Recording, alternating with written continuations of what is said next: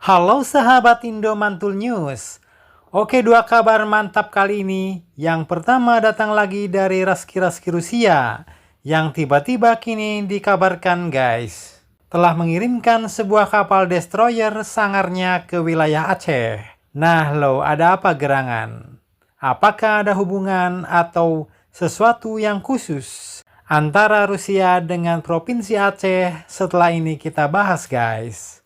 Kemudian kabar kedua nanti datang dari TNI yang kini dikabarkan bakal menerapkan konsep Optimum Essential Force atau OEF yang bakal menjadi arah kebijakan pembangunan kekuatan pertahanan jangka menengah yang mau dibangun mulai dari 750 batalion tempur, 5 kuarmada sampai dengan pembentukan satuan antariksa. Nah lo, lantas seperti apakah itu rencananya? Penasaran beritanya? Mari kita bahas berita lengkapnya satu persatu guys.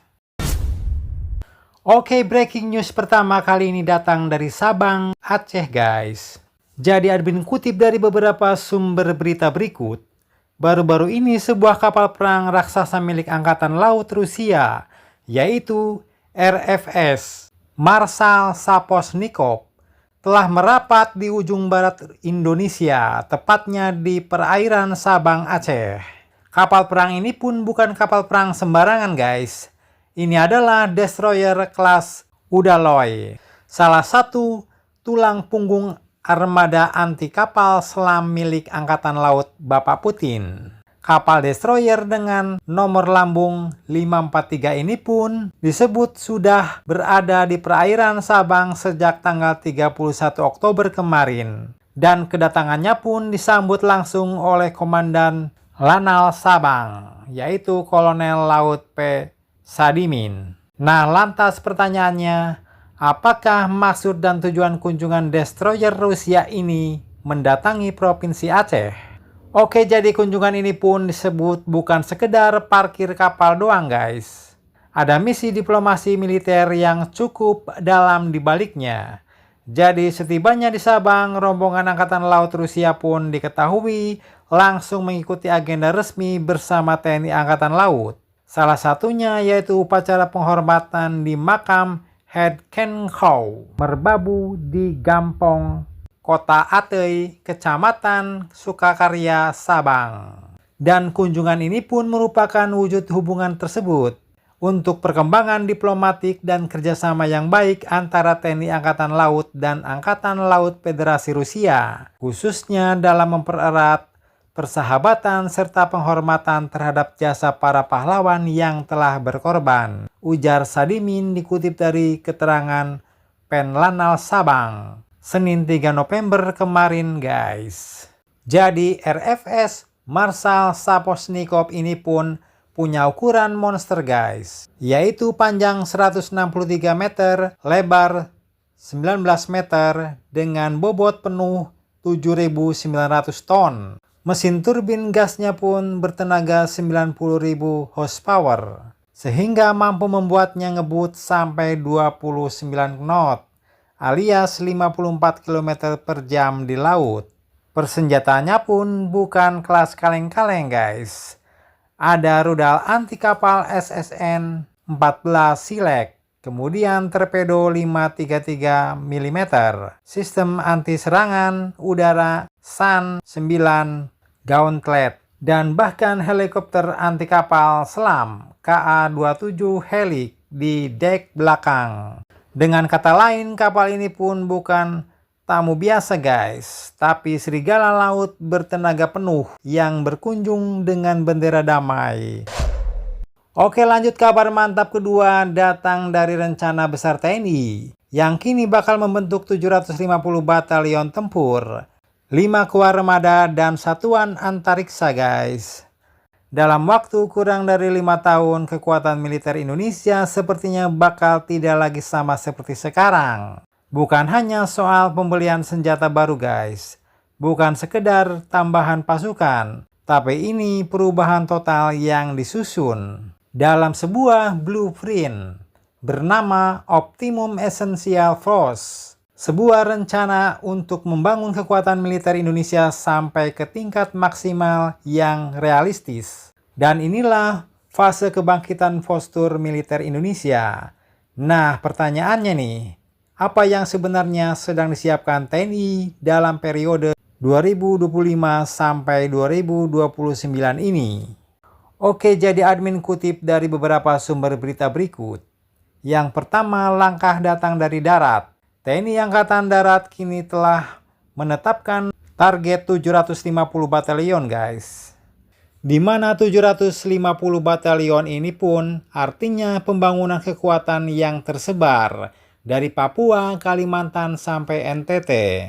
Sistem pertahanan berlapis bukan lagi fokus di Pulau Jawa atau kota besar, tapi di garis batas terluar NKRI. Dan dengan ini TNI Angkatan Darat pun tidak hanya siap bertahan, tapi juga mampu menciptakan efek gentar terhadap siapapun yang coba masuk wilayah Indonesia. Kemudian dari laut, TNI AL pun kini bersiap membentuk 5 komando armada guys, dan 15 komando daerah maritim.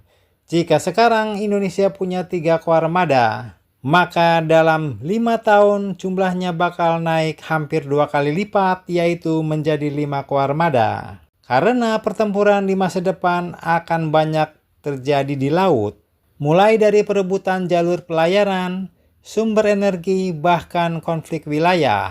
Kemudian di udara, TNI AU pun kini bersiap masuk level baru, di mana rencana penambahan 33 radar pertahanan udara, kemudian pembaruan sistem anti-serangan, hingga pembentukan satuan baru, yaitu Satuan Antariksa. Jadi TNI kini akan masuk domain ruang angkasa untuk penguasaan satelit, komunikasi militer, intelijen orbital, dan sistem pertahanan udara berbasis ruang. Pasalnya dunia kini sudah menuju space military race. Oke guys, jadi jawabannya kalau admin lihat ya sederhana. Dunia kini sedang berubah. Kalian tahu sendiri konflik global kini meningkat. Mulai dari perang Ukraina, Israel, Palestina, India, Pakistan, ketegangan di Laut China Selatan, sampai ancaman cyber, drone, dan satelit militer.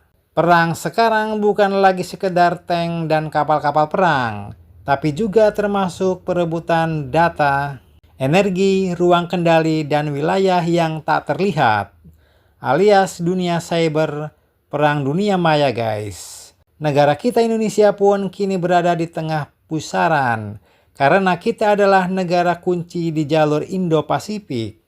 Siapapun yang memegang Indonesia akan dapat menguasai rute perdagangan dunia. Itulah sebabnya kalau Indonesia lemah, kita bisa jadi sasaran empuk guys. Tapi kalau Indonesia kuat, kita bakal menjadi penentu peta kekuatan regional.